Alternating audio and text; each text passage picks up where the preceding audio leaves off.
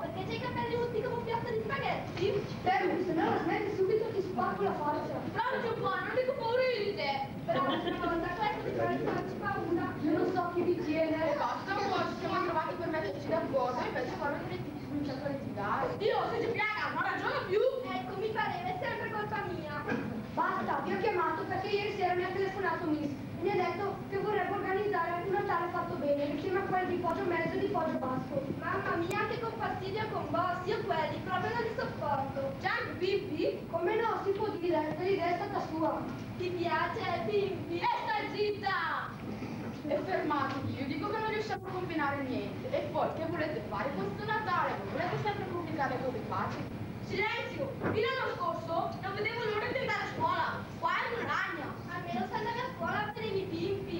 Piaga, fa il sito che è meglio. Dio, è lui che comincia sempre.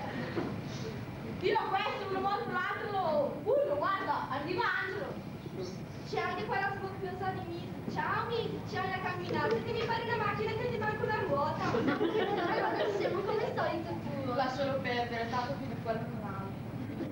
Allora ragazzi, qui succede un fatto straordinario. Quelli di Poggio Basso, quelli di Poggio Mezzo e voi di Poggio Alto, per la prima volta volete fare qualcosa assieme, organizzare un bel Natale. Però dunque... E già termina tutto, questo qui. E finiscila pure tu, non ti ci prendere il gusto. Bullo ha ragione. Se volete trovare un po' di armonia, dovete cercare di metterci la buona volontà di più. Nemmeno so che non riesco, non riusciremo mai. È perché non ci mettiamo la volontà. Ci sono riusciti la Russia e l'America, non ci riusciamo noi in un paese di 4 case. E non ci riusciamo noi in un paese di 4 case. Eccolo, vedi? Io, mannaggia! Tu Angelo, ce l'hai un'idea? Cosa fai con i ragazzi del paese tuo? Ma noi di solito ci troviamo, ci mettiamo d'accordo, ci troviamo nelle case a turno. È divertente perché poi cioè, ognuno prepara un gioco, il dolce e poi alla fine delle vacanze di Natale abbiamo conosciuto tutte le famiglie. È veramente divertente. Festeggiare ragazzi mi piace, perché non lo facciamo anche noi quest'anno? Sarebbe fortissimo.